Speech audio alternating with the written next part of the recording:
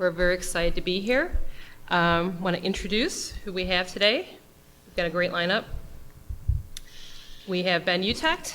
He was an NFL tight end for 6 seasons, and he played for the Indianapolis Colts and also Cincinnati Bengals. Ben won his amazing Super Bowl ring with the Indianapolis Colts in 2006. He also has incurred 5 diagnosed concussions during college and his NFL career. He played at the University of Minnesota. He retired from pro football in 2009, and he is now an actor, musician, and inspirational recording artist, and he also is the spokesperson for the American Brain Foundation and the American Academy of Neurology. So welcome, Ben. Thank you. And then we have Dr. Jeffrey Kutcher from the University of Michigan. He's a board-certified neurologist, and he specializes in sports neurology. He is the director of the University of Michigan's Neurosport program, and also he works with the University of Michigan's athletic medical staff. He is a consultant for the NHLPA and the NFLPA, and also he is a neurologist for the U.S. ski and snowboard team and the neurologist with the U.S. Olympic team at the Sochi Olympics, and the co-chair of the American Academy of Neurology's Sports Concussion Conference. Welcome, Doctor. Thank you. And I'm Joanne Gerstner. I am a sports journalism professor at the University of Michigan State University. Too many University of Michigan's in my brain. Michigan State University, and I also was a Knight Wallace Fellow at the University of Michigan, where I studied concussions in sports. I've been a sports writer for 20 years with the New York Times, ESPN, USA Today, and the Detroit News. And Dr. Kutcher and I are working on a book about youth sports and concussions that hopefully will be out later this year. So welcome to our panel, and hopefully you will get to know a little bit more about what sports and neurology have in common. There's me. So we'll get going. The way we've organized this is into quarters, and what we're hoping to bring you is the perspective of both the neurologist and the athlete, because sometimes they're aligned and sometimes they're not.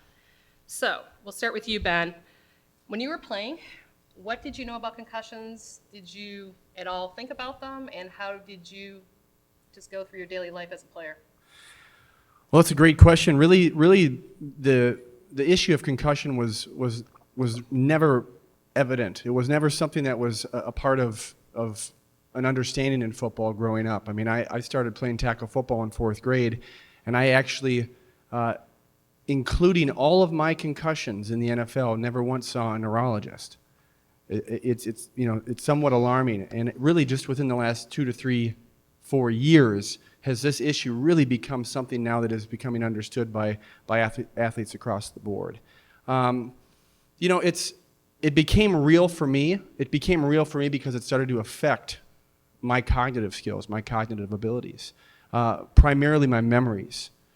And I said this when speaking to the Senate Committee on Aging, that I didn't begin to care about my mind until I began to lose my mind. And it really started in 2007 when I took a concussion against the Denver Broncos in the first quarter. You wouldn't even believe it. It looked like a gentle kick as a defender was jumping over me. His cleat just grazed the back of my helmet, and you saw my head bob down a little bit. And the next thing you know, I'm completely unconscious on the field. I was unconscious for about 20 seconds. Teammates surrounded me. I finally came to. I started to get up. I'm having a conversation with them, and I sprint off to the sidelines. And I'm having conversations with my coaches, with my athletic trainers, and the doctors on the side of on the sidelines. And I remember nothing until the end of halftime. I don't remember any of it. The only way I can speak about it is because of watching it on film. And it was the first experience that I ever had with amnesia due to a concussion. And for the first time in my entire career, since playing football in 4th grade, did it become real to me. Because 2 hours of my life were completely gone. I don't really know how to explain what that actually feels like. How was my body functioning? How did I get up and have conversations with people? How did I sprint off? And I don't remember any of that. So that's really when concussions became real to me, is when they actually started to affect my cognitive abilities, my memories. So Dr. Kutcher, what's on the other side? How do doctors on the sideline know a concussion has happened, and how does that whole process work? Well, first, let me just take a moment and say thanks for having me, South by Southwest, and thanks, Joanne, for organizing this. Concussions, somebody asked me recently, how long does it take to diagnose a concussion on the sidelines? There are all sorts of examples of athletes who, on video, on TV, or even, on your own local high school level or youth soccer, you see a kid and you're like, oh, well, obviously that's concussion. Well, how long does it take to make a concussion diagnosis? The answer is anywhere from 5 seconds to 2 days, depending on the injury. Concussions don't always show up right away, right? The symptoms, the signs, the findings sometimes take hours to develop, sometimes not till the next day. And so the process of diagnosing concussion is not something we can do all the time. At one point in time, get it done, yes or no, you're concussed. So what we do as physicians is we take a step back and say, I don't really need to diagnose that concussion, yes or no, at this moment. What I really need to do is protect the safety of that athlete, the health of that athlete. And so I treat them as if they're concussed until I can prove otherwise. That's sort of the step we take. And so diagnosing concussion in the sideline environment, which is where we're starting here in the first quarter, is kind of a fallacy. Yeah, there are the obvious cases, the unconscious athletes, the big hits where there's clear loss of consciousness. Those are the vast minority of concussions, though. Most of them don't have that obvious hit. And so we have to be vigilant. We have to have a comprehensive approach to evaluating a patient. There's not a simple test. There's not a simple tool. It's basically being a neurologist and getting to know what an injured brain looks like. The trick of it is that for some people, their injured brain looks a lot like the normal brain of somebody else, especially if you're talking about somebody in an athletic environment. So it can be very, very tricky. Joanne put a couple of slides up here, or one slide up I just wanted to point out. On the left is a picture I took with my cell phone at last year's Michigan-Ohio State game. That's the view I have, right? That's the best it can get on a college football sideline, the view, which is terrible. I mean, if somebody gets hit in the backfield, on the other side of the field, I have no chance of seeing that whatsoever. So the medical staff's at a disadvantage, a natural disadvantage on the sidelines because it's the worst seat in the house. But it's where we have to be, so I have access to the athletes so that I can observe them when they come off the field, how they're talking to their teammates, how they're talking to the coaches. That's incredibly important, but my view is god-awful. And so you'll see a lot of, and this is, of course, we're talking to NFL level, but think about this for every level of sport. We have these press box. We get the picture of the press box here from Minnesota for Ben. Just to give you a sense that, yeah, you can see the field better, but man, you were so far away. Like how can, even with binoculars, now you got to try to follow the play, and so that's not even a real good solution either. And now we're bringing in video to help us on the sidelines and in the press box to be able to watch the play. The bottom line is it's an incredibly complex, difficult thing to do, and one that requires really the input of anybody who's there, right? Anybody who has any sense of authority or responsibility, the referee, the coach, athletic trainers, the doctors, everybody has to pitch in and help look at these situations so that when somebody is potentially concussed, we identify that as quickly as possible and bring them off. One other thing, I think, Ben, I'll ask you this quick question. When you had that sprinting off, talking to your teammates moment, you don't remember this, but what do you think would have happened if somebody had asked you, how you doing? What would you have said? I have no idea. Okay. Well, okay, so having been there many times asking athletes, you probably would have said, I'm good, let's go. I'm good to go. Good to go, Doc. I mean, I've had moments where my teammates have been concussed, and you're asking them questions, and they are making completely no sense whatsoever. It's kind of like them saying, I'm Batman. I mean, there's nothing that's working right in their mind. I mean, it's so clear that, and I have to imagine that that's what was happening because they immediately removed me from the game, and the next thing I know, I'm in the locker room. One of the things you hear all the time, whether it's NFL, Olympic athletes, youth soccer, high school, whatever, is athletes are trying to hide their symptoms, just be tough and stay in the game, right? And so they'll hide things. They won't be completely truthful about how they're feeling, and that does happen a lot. But one of the bigger lessons I've learned is that it's really common that they're just concussed. They just don't know it, right? And what that means to me is we have to take over for them and protect them from themselves because they're impaired. Just like you wouldn't let somebody, go in a football game drunk, you shouldn't let them go back in concussed, right? So you have to take over for their sense of faculties. So Ben, let's talk about You're with the Bengals. It's 2008. You get hurt during a practice, and just about the recovery you had to go through, and how the decisions you had to make, and how that factored into the rest of your life. Yeah, let me build off of what Dr. Kutcher was saying, because it is true. I had 5 diagnosed or documented concussions because all of them were complete and total knockouts. I mean, it was clearly that I had a concussion. How many did I hide? Quite a few. For exactly what Dr. Kutcher was saying, in 2008, I remember one clearly. I took a head-on collision with a linebacker in just a routine blocking drill, and I remember my vision completely going black, and finally came to, and everybody, the training staff, were all asking me the concussion questions, and I did exactly that. I hid them. I lied. I told them that I was okay, and I went home that night, and I woke up at about 2 o'clock in the morning, and I had completely sweat out my bed. I had a horrible headache. I was dizzy. I woke up my wife. I really didn't know what was going on or what to do. I did know at that point that I had a concussion. But here's the thing.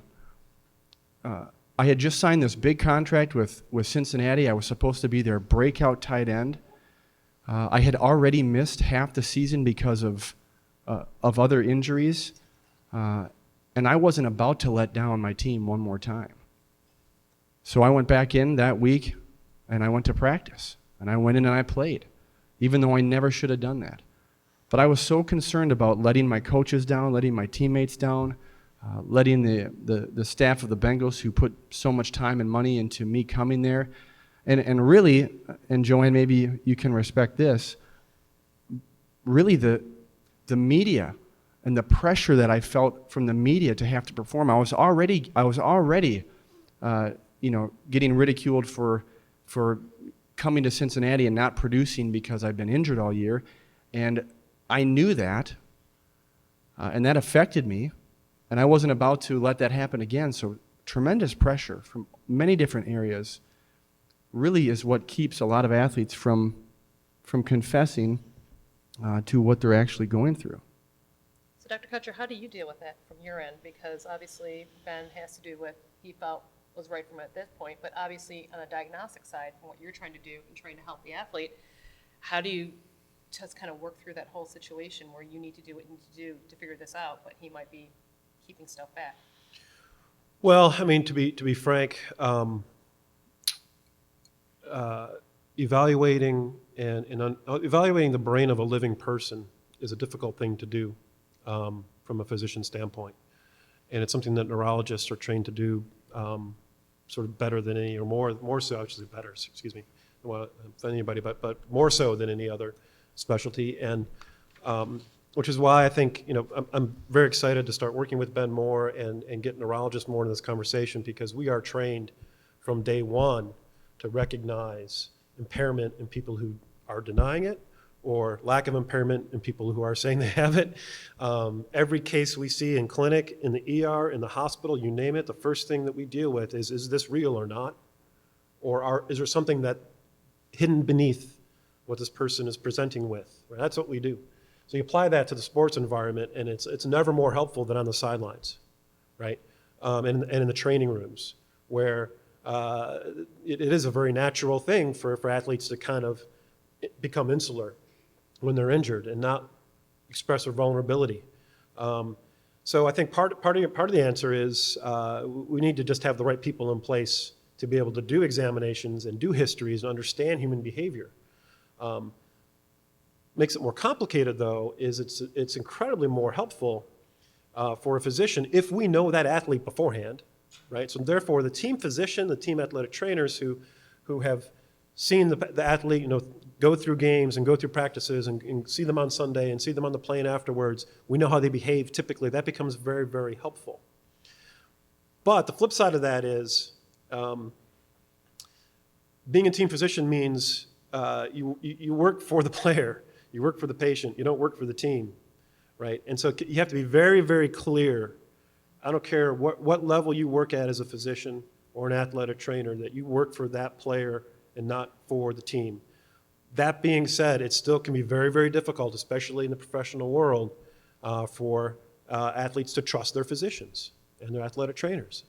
And to be frank, I don't blame them, because there is an incredible ethical dilemma there.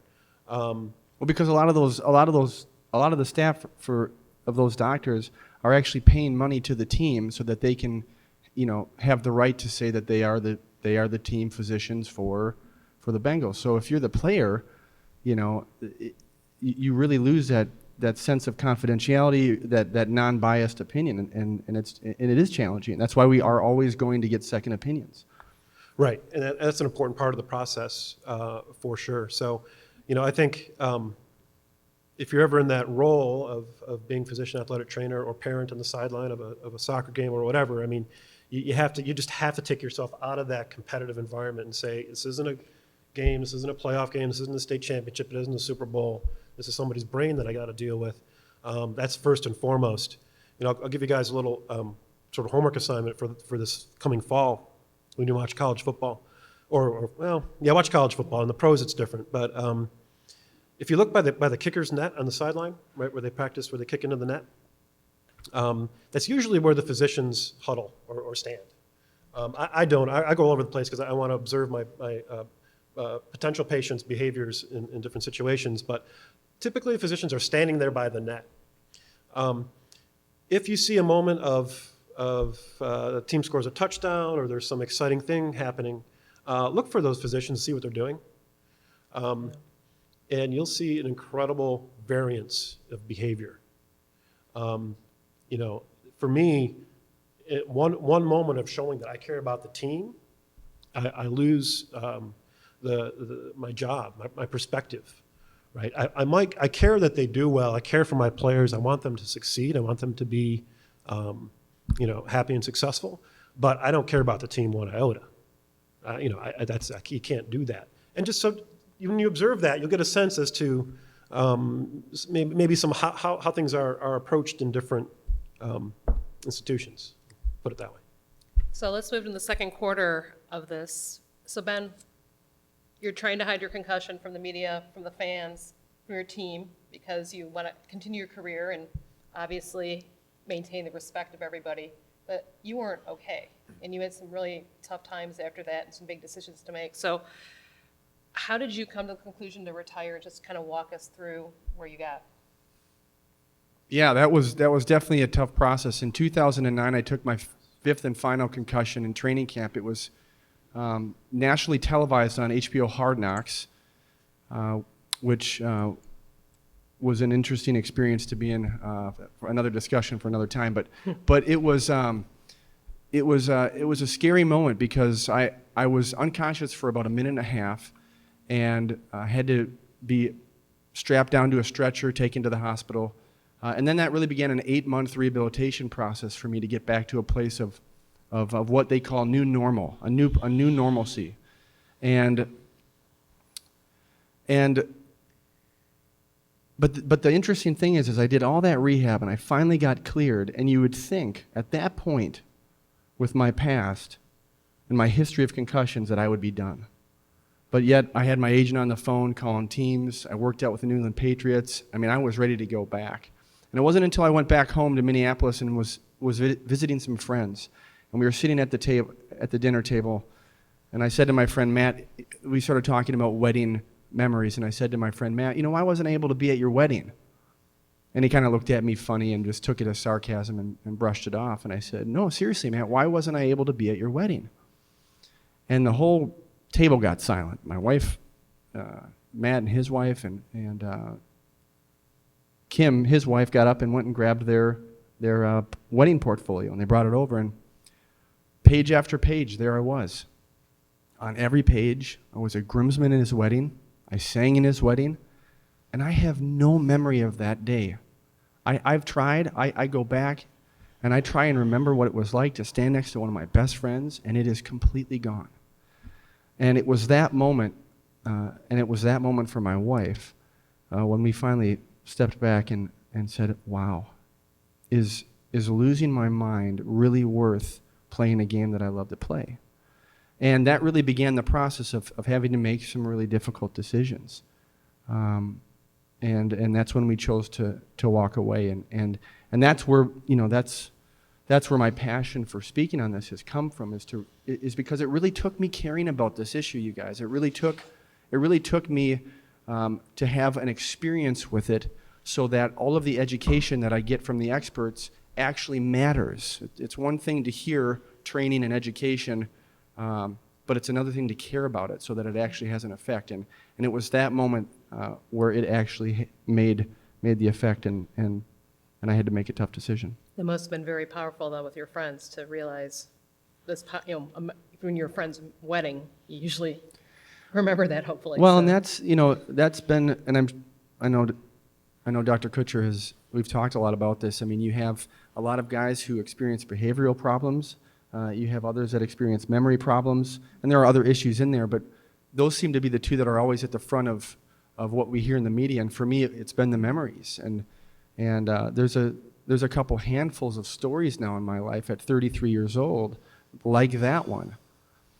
And there, it's hard to explain what it feels like to be sitting at a table with your family over the holidays and hear stories, them talk about stories, and you kind of just sit there going, okay, I cannot place myself there.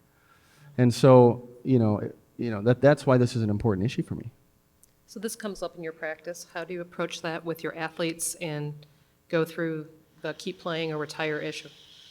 Well, so this part of our talk, the second quarter, we're move from concussion into a more general discussion, and you notice that the title of our talk is not anything about concussion, because I think that term gets overused and used inappropriately a lot. Concussions, the episodes of brain trauma that cause a transient, temporary, set of symptoms is one thing. But it's the overall long-term additive effect of multiple hits, whether you are concussed or not, that can start a second process ongoing, right? And so in this phase, a patient, like Ben, who would come to me and have these issues, you have to go back and dissect really their whole life, right? Because if I went to a average neurology clinic and just sat in the waiting room and asked people why they were there, there'd be a heck of a lot of people in their 30s and 40s who are worried about their memory. And when you start digging into their histories, they don't sleep well, they have depression, they have other issues. You fix them and the memory gets better. So you have to really dig into this stuff. And this is one of the first times I'll mention one of the biggest points of this talk I want to make, is just because somebody played football, just because they were exposed to trauma in the military or hockey or wrestling or soccer or whatever, don't stop thinking about what could be causing their problems. I see that over and over again, that people at this point, the media has gone, I'm sorry, Joanne, but so viral with this episode, this issue that people just really make assumptions that of course it's because you played football, of course it's because you played soccer, and you know what? I'm sorry. Sports giveth, sports taketh away. But that's not true, right? That is not true almost every time. People do get better. And so what you have to do in these situations is help the patient make the best decision that's best for them and their family, right? Care for them as a physician, help them improve from their headaches and their sleep and their memory best you can, and then arm them with information. Some players, some athletes continue to play. They understand the risk. They understand that they only have 3 or 4 more years to provide for their family. In the financial way that they've been, building up for their whole life, and so they take those risks. But you want to be able to give them the best possible information. For me, there are 3 reasons that I would look for as far as framing the I should retire conversation. One is there a sense that there's a change in the threshold of what it takes to injure you, right? Does it take less of a hit? And I think your last concussion was very much not a big hit to cause an injury. Now, in Ben's case, that was a very obvious scenario. It is, however, also common that people assume that they're getting injured more easily when, in essence, they've just been labeled as a concussed person. And so every time they get a headache after playing sports, they're labeled as having another concussion. And so you can go down this path of, once you're diagnosed with concussion, it's easier to diagnose you with concussion because, again, people stop thinking about why you're having these symptoms. But in a case like Ben's, when there's a clear injury, a clear physiological state that's induced by a minor blow to the body or the head. That's reason one, right? Okay, I'm like, Ben, you know what? You keep playing football, you're going to keep getting these things pretty much every time you go out, and that's going to be a problem later in life. Reason two would be, and this applies mainly to youth athletes, is every time you are injured, what is the degree of the injury? How does it affect you?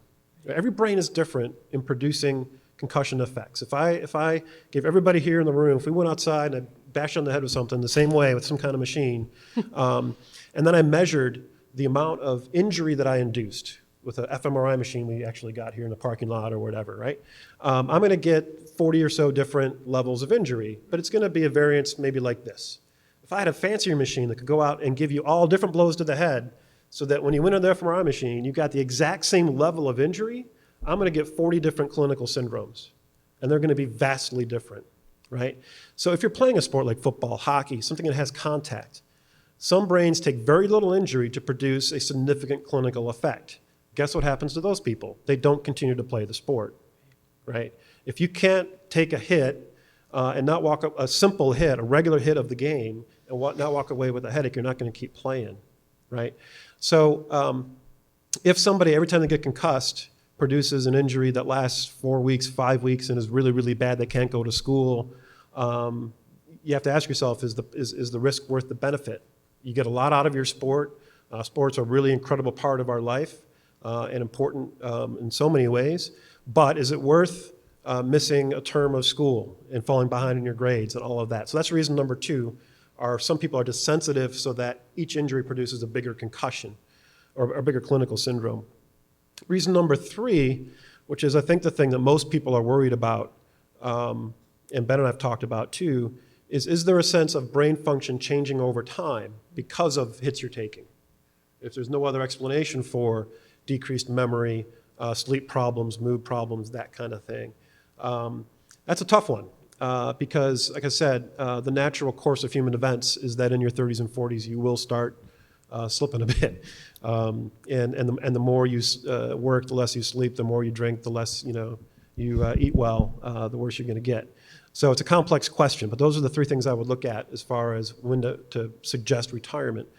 The last thing I'll say about that, though, is, and again, whether it's your career and you're making a lot of money, or whether it's what defines you as a high school sophomore, telling somebody to retire from sports is a big deal. And it's a huge deal, especially for those that kind of, play the sport since they were 6 or 7. Well, guess what? Their brain developed while they were playing these sports, right? And if you take that from them, that causes problems. Absolutely causes depression, absolutely causes sleep problems, grades to go down, even headaches in people, right? And so we must understand that equation is very, very complex and look at both sides equally. So Ben, the thing that we hear about a lot, especially with football, is CTE, dementia, suicides, and just that kind of gets thrown around both in the media and among fans, all stemming from concussions from hits. What do you think about that as a player? Well, I mean, to be completely honest and vulnerable with you, it's a scary thought. I was always somebody who had multiple passions in my life. So football was a part of who I was, but it wasn't who I was, and so it was one of the main reasons why I chose to walk away, is because there were other things, about who I was as a man, and a part of that now is my family. I have 3 beautiful daughters. I have 1 more on the way. So throw me some prayers and thoughts, because I don't know what I'm going to do with 4 girls. I don't have any idea. They're not going to play tackle football though, so I guess that, I'm safe from that. But yeah, Rugby. Well, I guess there's rugby, lacrosse, soccer, all sorts of stuff. Or a reality show. Oh, yeah, well, let's not go there for the reality show. But honestly, at 33 years old, I'm probably one of the youngest players who was involved with the NFL settlement. I was the only player to speak on behalf of the players at the fairness hearing. And my biggest concern as I addressed this federal court judge was, how can you guarantee that there's going to be someone to provide for my family if when I'm 50 years old I'm diagnosed with early onset dementia, like Jim McMahon? So it is a reality to me, and from the player's perspective, because we're not the medical expert, and we look at the statistics of the autopsied brains and how many of them have been diagnosed with CTE, and the effect that that diagnosis had on those players' lives before they had actually passed away. That's a reality for me. I don't know if it will happen. We can't say that it will happen. I pray that it doesn't happen. But it is a reality for me, and because it's a reality for me, I have to think about and live with the thought that, is there going to be a day when I wake up and I don't remember the names and faces of my family? And that's real for me. And I honestly think that was probably, once I started to experience some of those memory issues, is really why I chose to walk away, because the effect that will have really on my family is the greatest concern of mine. And I do think that that's on the minds of players, especially players who do have a concussion history. And really trying to get them to care is a very difficult thing to do because of the money and the fame and the allure of playing at that level, and it is. And so, but I think it's something that we need to try and do. You see patients all the time in your clinic that bring up these concerns, and I guess we'll just come out and ask it. Does playing sports equal brain damage? How much time do we have left in our panel? Um, Well, so yeah, that's why we kind of called this panel that. So this is one of the most complex issues I think that we face in medicine right now. But it's also very perplexing because it's also one of the most visible, one of the most talked about, one of the most passionate, emotional issues that we have. And again, I keep wanting to just reiterate that, of course we care about our athletes who play sports on television, but this is applicable to anybody who's played sports, and it's more than just an NFL issue now, which is a good thing. But where I'll start with that to answer that question, I think let's put things in perspective first, and then we'll kind of talk about it, right? So the idea that getting hit over and over again in any kind of repetitive way is bad for your brain is not a new one. This was first described in the 1920s or so in professional boxers. At that point in time, of course, we didn't have some of the advanced pathology techniques we have now. We didn't have imaging techniques, so it was all basically a clinical definition. Former professional boxers were presenting with a very homogeneous, a very consistent pattern of behavioral, physical problems later in life, beginning in their 50s or so. And the first paper that described this was actually very, very clear about how consistent this was from person to person. It didn't vary very much. And we called that the punch-drunk syndrome, or dementia pugilistica was what it became known as a little bit later. Muhammad Ali probably has some variant of that has to do with Parkinson's, but that's kind of what that was for decades and decades. The only thing that's changed is the idea that, well, not the only thing, but one of the things that's changed is the idea that it's not boxing alone, but it's some of our more popular sports. It doesn't take 50 professional fights worth of a career to do it. It takes only playing, in some cases, some people have said, just high school football, right? Now, what's happened in the last, I would say, 15 years is the conversation has changed from the clinical syndrome of what people are going through to what pathologists are seeing under the microscope on the brains of deceased people, right? In other words, when we started being able to describe changes that we are presuming are from contact, there's no, I wouldn't say there's proof, but there are suggestions to the point where it would make sense that, yeah, like I said, brains don't like getting hit over and over again. That's a pretty easy medical assumption to make. But basically getting CTE now doesn't have anything to do really in the larger perspective of how it's presented to the public with how you were doing clinically, but rather how your brain looked under a microscope. And just like I said before with concussion, people stop thinking. They assume that because your brain looks a certain way on a microscope, that's why you committed suicide. That's why you have these problems. Ben referred to the cases, the autopsies, series now, maybe 70 or so, maybe even more people who were exposed to contact sports or military environment, and then gave their brain to a brain bank and they found this problem. That is the lowest level of medical evidence there exists, a case series. It doesn't mean anything as far as incidence of disease, how often it occurs in a population. It doesn't really tell you anything about causality at all. It is a suggestion of a link, right? So in other words, when you see these changes under the microscope, and just for those of you who may have heard this term, tau is this protein that shows up in neurons in the brain of these individuals. It seems pretty clear, like I said, that exposure to forces, exposure to contact will give you some tau in your brain.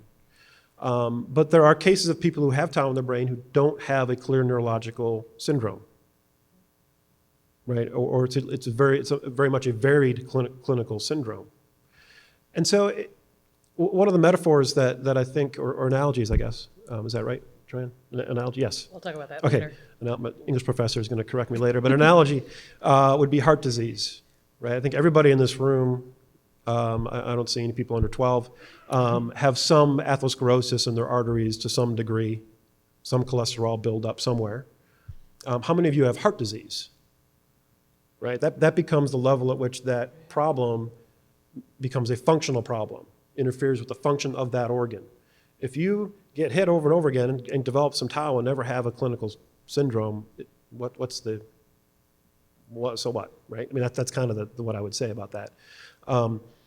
The other possibility, and this is something that the pathology world is very much considering now, is that tau is a marker for exposure to contact, but not a marker for developing a clinical syndrome. So I think, and Ben and I have had these discussions, Ben and people like him are absolutely founded to have that fear is real. And I think there is a risk from being hit over and over again that you will damage your brain later in life. I think that risk is there. It's not what people define it to be with that very simple, you find tau, therefore CTE, you killed yourself, that's why you killed yourself conversation. That is way too simple. A couple of quick facts, and then we'll go on to the next thing. There was a famous, a really well-covered paper that was published about 3 years ago from the National Institute of Occupational Safety and Health, where they looked at the death certificates of former NFL players who had died between, the dates are late 60s to 2000 or so. And they found in that cohort of over 3,000 people, a threefold, roughly, risk of Alzheimer's disease, ALS, Parkinson's disease, right, versus the general population. That's a significant risk. The flip side of that is, though, still the majority of those people will not have a problem, and that gets lost in the conversation. You assume that everybody would, right? And the last thing I'll point out is it matters how we talk about this. I had a patient come into me almost 2 years ago who was sort of presumed to be the next. He was a former NFL player, three-time Pro Bowl linebacker. 4 years out, was having behavioral problems, was having all sorts of issues, and was sort of labeled by people in his life as having CTE, and he was going to be the next person to have a violent ending, and all of this. And he came to see me because his wife dragged him to see me to get some medical care. And it turns out that when you talk to this individual and actually took a history and thought about his case, he had an incredibly violent childhood, meaning he was violent. He had a violent personality disorder. He was kicked out of public schools until he was a foster kid. His dad was in jail. His dad was killed. His mom was in jail. And he was a ward of the state until at age 13, his uncle came by and said, you know what, you're going to go into a military school. I can pay for that. I can't raise you because you're crazy, but I'm going to put you in a military school. And he thrived. He totally thrived. He loved the rules. He loved the expectations. He loved that he could play football, which he learned it in 10th grade, basically, because he could beat somebody up legally. You know, he had that physical contact that he needed to treat himself. He then went on to a good Big Ten school, academic guy, for 4 years, and then in the pros for 9 years. So he had roughly, 14, 15 years of high-level human function, and then football came away, and then he started having problems. So did football cause his problem, or did football treat his problem, right? That's one example. Are there cases where absolutely the contact has led to problems? Yes. I'm not saying that's not the case. What I'm saying is we have to think.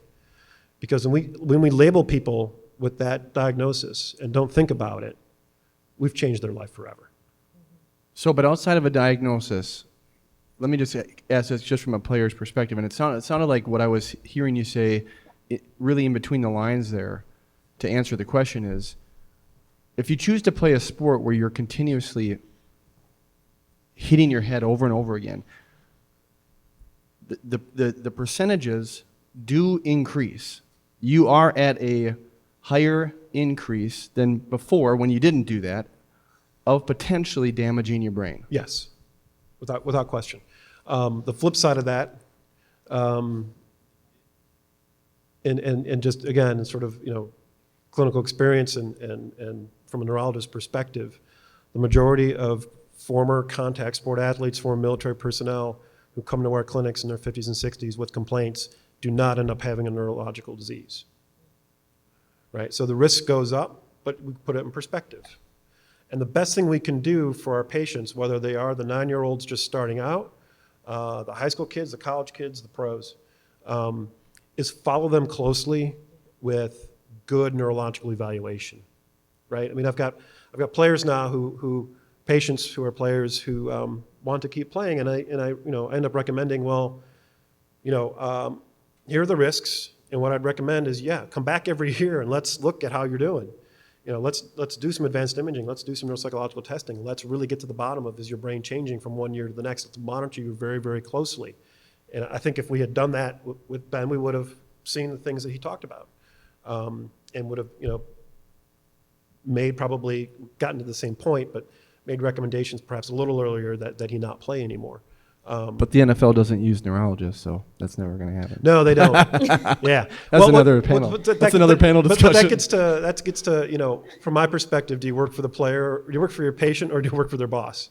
Yeah. Right. I work for my patient, and I don't care that the NFL what they use. Yeah. I care what you guys use, because that's that at the end of the day, that's what matters. Yep.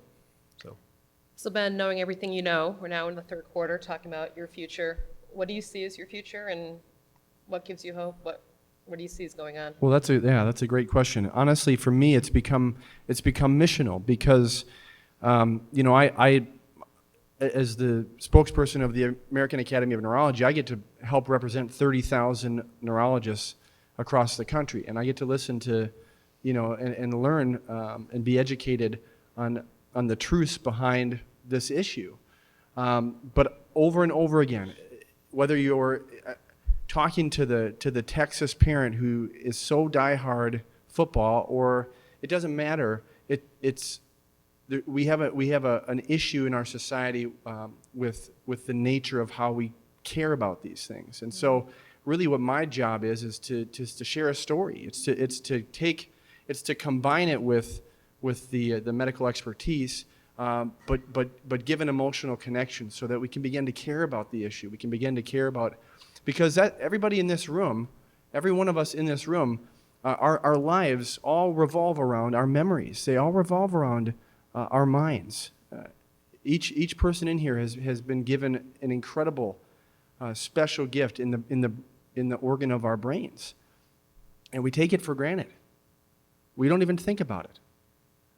Okay, and so for me, really moving forward is to get you to think about it, and I'm doing that, through advocacy. I'm doing that with my music. I put out a music video called "You Will Always Be My Girls." It's the love letter to my wife and daughters from the perspective of the aging NFLer that may not remember their names someday, and it's got over 1.2 million views right now.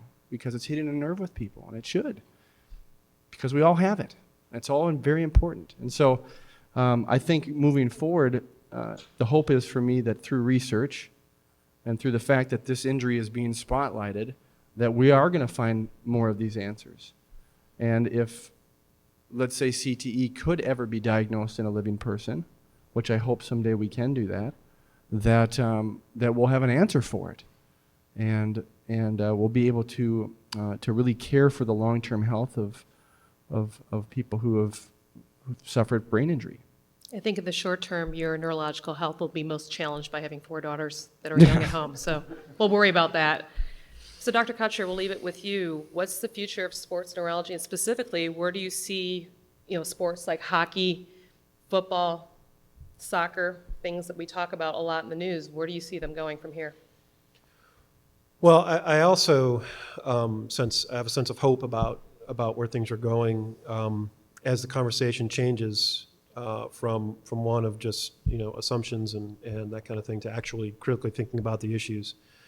And I think as we increase research and get more folks who understand the complexities of brain function into the conversation, we will ultimately be at a better place providing the best possible care for our patients, which means to me allowing them to play sports when it's safe to do so, and not keeping people in a dark room in a bubble wrap.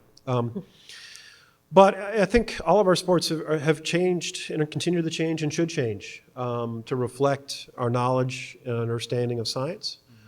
I think there are a lot of things now. If you just took a sample of a survey of how our more popular sports, our practice played, it's a lot different than it was 10 years ago, for sure. There's no question. And I think, unfortunately, Ben, you played sort of right up to the cusp where things started to change.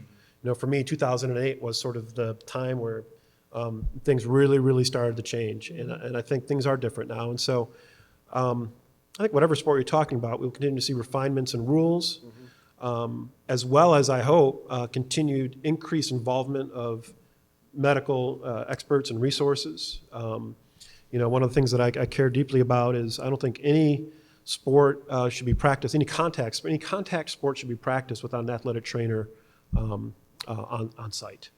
At least that. I mean, that seems like very simple, but half of our high schools in America don't have athletic trainers, and they're playing football. To me, that doesn't make any sense.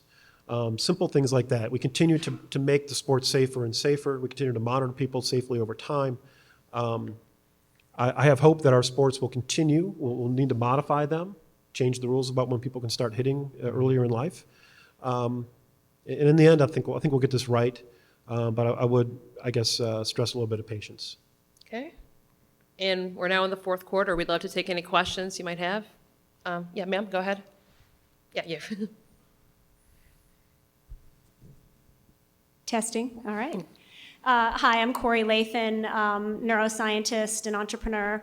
I wanted to just, one thing that I think that you bringing it out of the weeds of sports and concussion, I really like how you did that. I think it's been a great session. And my question for you is, I'll phrase it this way. We track, for example, body mass index, obsessively from the time kids are born. Every time they go into the doctor's office, we get, temperature, blood pressure, height, weight. How come we don't track brain health? I guess that's my question. I'll leave it at that. Oh, that's a fantastic question. And I mean, that's a huge passion of mine too. I mean, I think, why don't we, or haven't we? I think it's because it's a very nebulous concept that people haven't been able to put a number on. There's not a thermometer for it. The technology there that we have to measure brain function, it's a moving target. And so I think we need to understand it better, and I totally agree. I think one of the things we do for contact sports too is every year they have to have a physical. Every athlete should, depending on what situation they're in, before they play. Yeah, we talked about that. A comprehensive neurological evaluation needs to be part of that every year.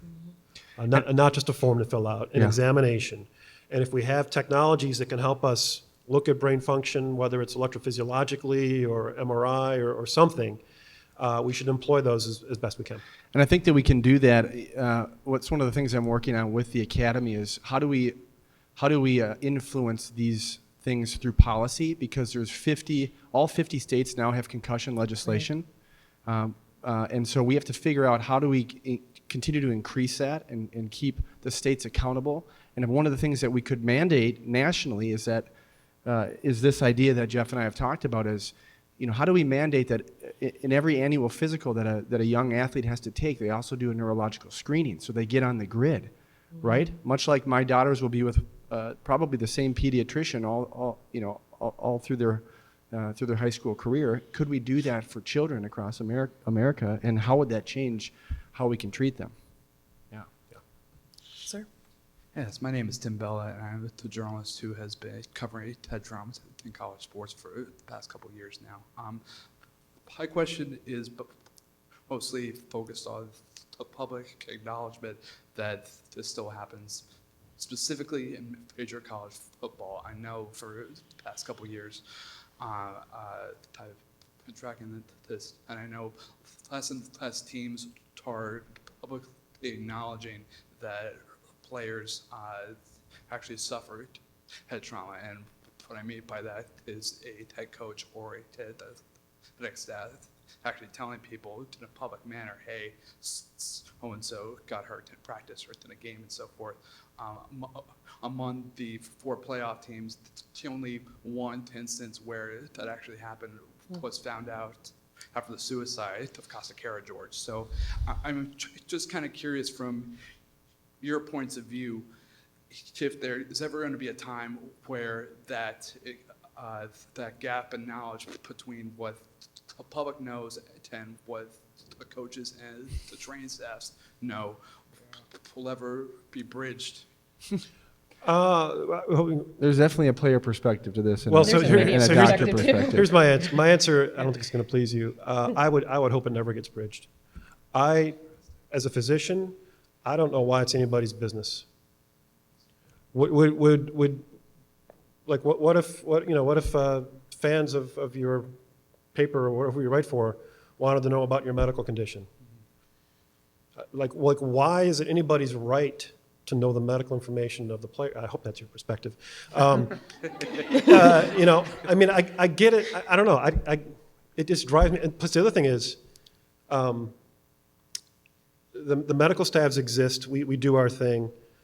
At least in my experience, our coaches, they just do their thing. And to expect them to know, to be able to explain medical stuff is just kind of ridiculous. And so, like, things you see here at a press conference from a coach or read in the media about injuries are never right. Well, not never. Sometimes. If they're right, though, it's not. I'm sure the journalists did a great job. I'm not saying they got it wrong. I'm saying the information they were given was not correct. flawed. And I would say, why does it need to be? Well, I'm thinking about hockey, where they say someone has an upper body injury, and it really means that they probably have a jacked up knee or something. I mean, there's always an art of deception, but as you know, Tim, being a reporter, that we're looking to tell our readers and give context to what's going on. But I also, coming from a different perspective, why don't players have a right to privacy somewhat? I mean, there's HIPAA, there are laws, and especially in college, as you know, there's FERPA too. So I think we're trying to bridge the gap. And as you know, injury reports have become more and more, shall we say, vague and depending on the coach. And the problem is, though, the gap you're talking about is what we're being told, which sometimes, I'll be honest, are lies, and what we have to report, and then he knows when he reads that, or Ben reads it in the paper that we got it wrong. But we're using the information Some we're of the given. stories that I get, it's unbelievable. I mean, Yeah. It's incredible. Some of the things that have just been made up, I don't know. Exactly. Thank you. Thanks for the question. Thank you. Yes, this question's for Dr. Kutcher. Thanks for the wonderful information you've shared. I'm Len Zykowski, a psychologist and sports scientist, and follow the world of hockey more so than all the other sports, but this topic we are on is pretty dear to me. My question to you, Dr. Kutcher, is in March of 2015, do we have a kind of a gold standard, if you will, or best practice of diagnosing concussions? And also, at this time, do we have a good return to play protocol or a treatment plan to deal with concussion? 2015. Thanks for the question. I actually would say that both of those things, the answer is yes. So the approach really is to perform a neurological evaluation. And we now, I mean, we use terms like possible, probable, definite concussion on purpose because there's not a gold standard objective test. It's a clinical diagnosis. When you get all the information in front of you, this patient is presenting with a certain symptom complex. What are the chances it's concussion? Sometimes it's obvious, sometimes it's not. And so that's the approach you have to have. And it works pretty well as long as you give people the caveat that it doesn't have to happen in 5 minutes all the time, right? The return to play part of it is changing, and I think we have the next international consensus statement on concussion that I was fortunate enough to help write this last time around in 2012. We're having another one in a couple of years. I think one of the things you'll see is in a change in approach to return to participation that includes taking rest a little more cautiously and with a little bit more understanding of rest. Too much rest can be bad too, and using exposure to different cognitive and physical tasks as your diagnostic tool. We keep refining that, and that's I think where we're going. So we've got a few minutes left, so I guess we'll take the people that are in line. Hi. As you mentioned earlier, there is a lot of virality to this topic, and for athletes with significant concussion injury or histories, it's easy to get nervous about any little thing that comes along. Is there any advice? You mentioned earlier maybe ongoing neurological screenings or stuff. What can you do to be proactive? I guess is really. It would start with really getting a comprehensive evaluation, and that would include, I would think, neuroimaging, neuropsychological testing, even maybe EEG, depending on the situation, electro brainwave tests.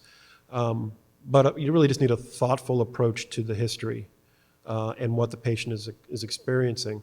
And then identifying all the factors that could be contributing to symptoms and dealing with them. And you'll be surprised at the things that we can improve on. And then, of course, I think follow-up doesn't have to be every year if you're not playing anymore, maybe every 2 or 3 or 4 or 5, depending on your situation. But, the things that the brains like, that they love sleep in a regimented way, right? They love good physiology. They love to see exercise. They love good lifestyles, right? And so I think, to me, that's the thing I would do to be proactive, is just be as healthy as possible, and that means both physically and mentally. You're our last question. Yeah, So you. I am. I thought You're there was lucky. somebody behind me. Yeah, no, you're good. My name is Greg Wyszynski. I'm a hockey editor for Yahoo Sports, and I should first say that we know upper body injury is code for concussion. So, exactly. It just is. Or if it's Scotty Bowman, you say lower body injury, and then it means concussion. Yeah, so, exactly. Yeah, yes. it's gotten pretty blatant lately about Yeah. upper body meaning concussion. But I wanted to ask you about both hockey and football. They've both had these rules changes in the last several years, targeting late hits, targeting hits that target the head, trying to ratchet up the supplemental discipline that comes with those hits. Do you see that as meaningful change? Is it more lip service? Is it more covering their own asses because of lawsuits? Or how do you feel about those rules changes? I think from the player perspective, I wish that the rules had changed when I played. I mean, just go Google my concussions and you'll see 2 are completely head-to-head collisions that were legal at the time, where my helmet was ripped off. I mean, he led with his head. And could that rule have saved me from a number of concussions? I mean, that reality exists. And, and so for me, those rule changes would have been beneficial. At the same time, there's a lot we need to do. It's 2015 and the NFL they don't have an educational program for their players. Last year, the players received a 1-sheet piece of paper that said, this is what a concussion is. If you have these 5 bullet-pointed symptoms, make sure you go tell a trainer. That's it. There is no educational program. And so really we need, again, the nature.